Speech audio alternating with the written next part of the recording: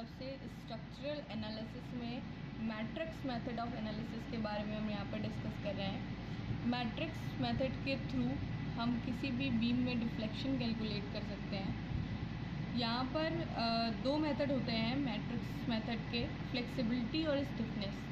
जो flexibility method होता है वो फोर्स मेथड होता है, मतलब हम इसमें जो भी फोर्स है उन वैल्यूज़ को कैलकुलेट करके मैट्रिक्स बनाते हैं और उसके थ्रू सेक्शन का डिफ्लेक्शन फाइंड आउट करते हैं। और जो स्टिफनेस मैट्रिक्स मेथड होता है वो डिस्प्लेसमेंट मेथड होता है। बीम को हम सेक्शंस में डिवाइड करके उस पर लगने वाले जितने भी फोर्स हैं और उससे जो डिस्प्लेसमेंट हो रहा है उसके थ्रू हम क्या करते हैं, स्टिफनेस मैट्रिक्स का एक स्टिफनेस मैट्रिक्स बनाते हैं और डिफ्लेक्शन कैलकुलेट करते हैं।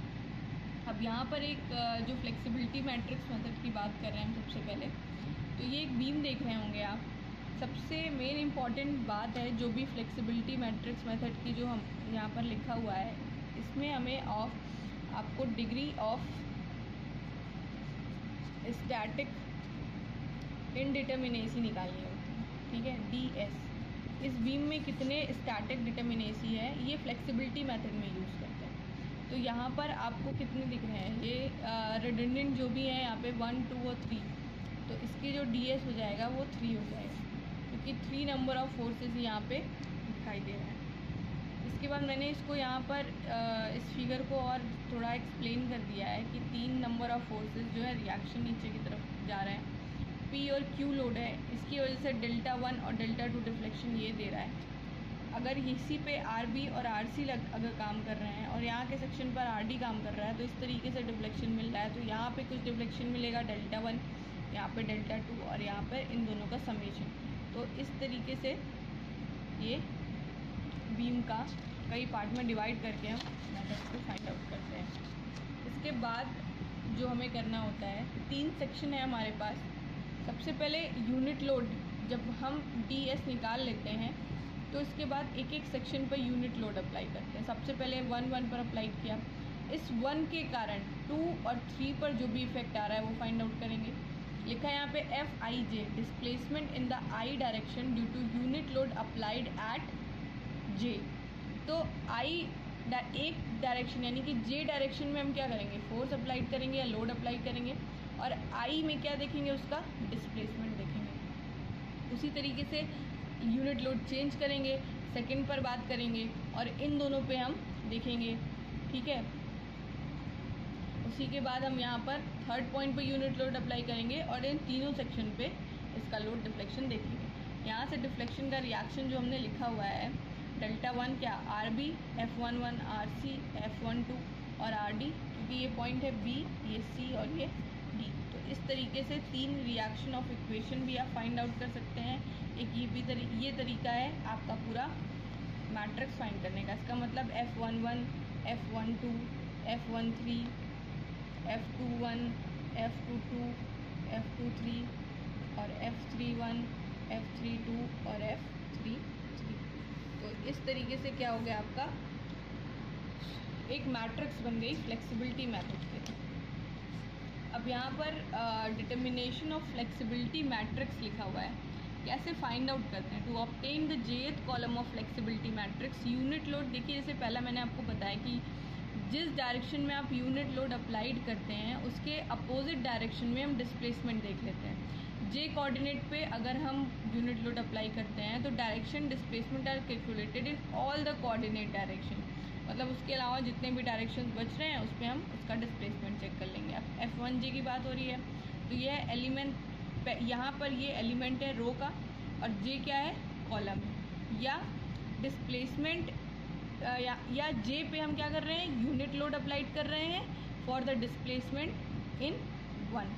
तो यहाँ पे due to unit load applied in J direction, देखिए लिखा हुआ है, और डिस्प्लेसमेंट कहाँ पे मिल रहा है, 1 पे मिल रहा है। इसी तरीके से unit load applied in J direction, displacement 2 पे, डिस्प्लेसमेंट 3 पे और डिस्प्लेसमेंट 4 पे।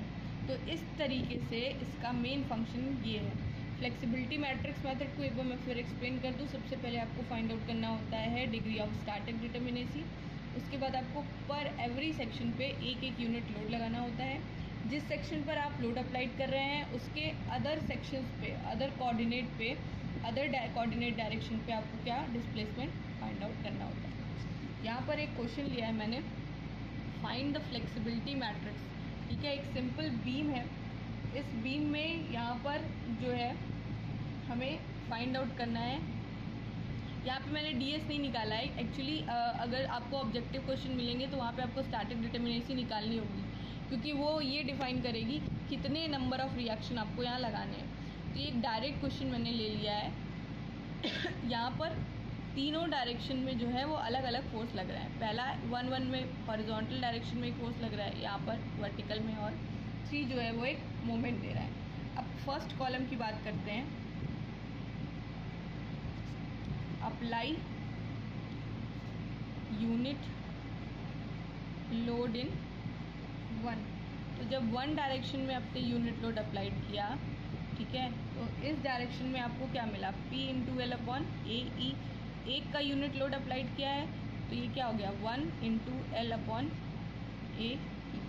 तो F11 यानी कि 1 पर यूनिट लोड डिस्प्लेसमेंट 1, तो ये कितना मिल गया, एल अपॉन ए ई।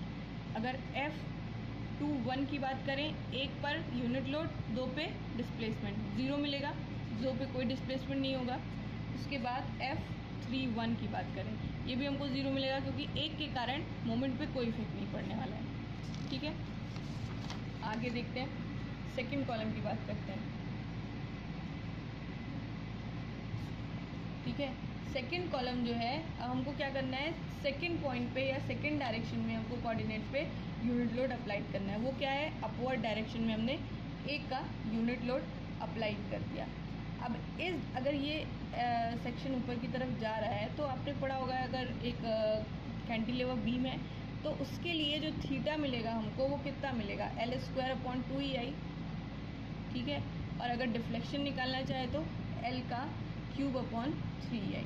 ठीक है, लोड कुछ है नहीं, इसलिए W को हमने यूनिट मान लिया है। यूनिट लोड जो है वो हम अप्लाई कर रहे हैं। ठीक, तो अगर F12 देखें हम, F12 का मतलब 2 पे लोड अप्लाई करिए, 1 पे डिस्प्लेसमेंट देखिए। तो अगर 2 पे लोड अप्लाई करेंगे और 1 पे डिस्प्लेसमेंट देखेंगे, यहाँ पर फिगर में देखिए, 2 पे लोड अप्लाइड किया अपवर्ड डायरेक्शन में और 1 में डिस्प्लेसमेंट देखा, तो ये 0 मिलेगा, यहाँ पर कोई डिस्प्लेसमेंट नहीं होगा वर्टिकल डायरेक्शन की तरफ से। अब उसके बाद F22 की अगर बात करें तो F22 क्या है, डिफ्लेक्शन दे रहा है, 2 पे लोड, 2 पे डिफ्लेक्शन, तो ये कितना दे रहा है, L³ अपॉन 3EI। इसी तरीके से F32 की बात करें तो ये कितना दे रहा है। अब ये जो रोटेशन हो रहा है इस तरीके से, यानी क्या, आपकी बीम ऐसे घूम रही है, तो एंटी क्लॉकवाइज बात कर रहा है, तो ये -L² अपॉन 2EI। ठीक है, 2 कॉलम्स बन गए। अब लास्ट थर्ड कॉलम की बात करते हैं।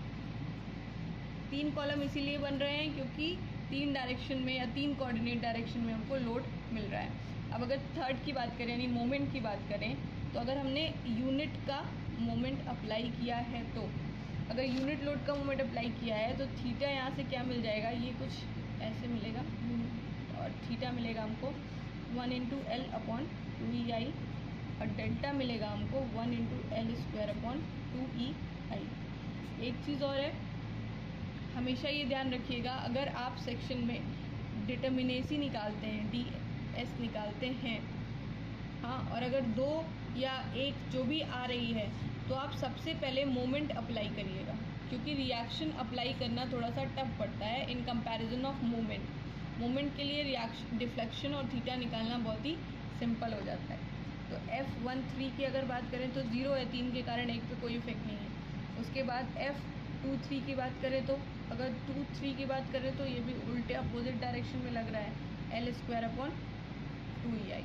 और F33 की बात करें तो यहाँ पर कितना रिफ्लेक्शन लगेगा, L अपॉन 2E।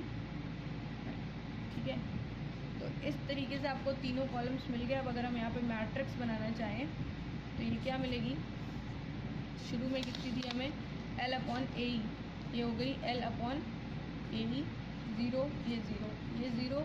इसके बाद L का cube upon 3EI, L² upon 2EI minus में, फिर 0 माइनस L² अपॉन 2EI, फिर L अपॉन 2EI। तो इस तरीके से आपको फ्लेक्सिबिलिटी मैट्रिक्स मेथड सॉल्व करना है।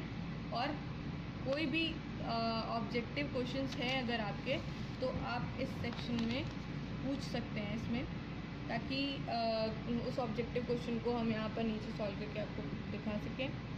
और इसका नेक्स्ट वीडियो है स्टिफनेस मैट्रिक्स का, ये इसके बाद मैं आपको अपलोड कर दूँगी। वो दूसरा मेथड है मैट्रिक्स एनालिसिस।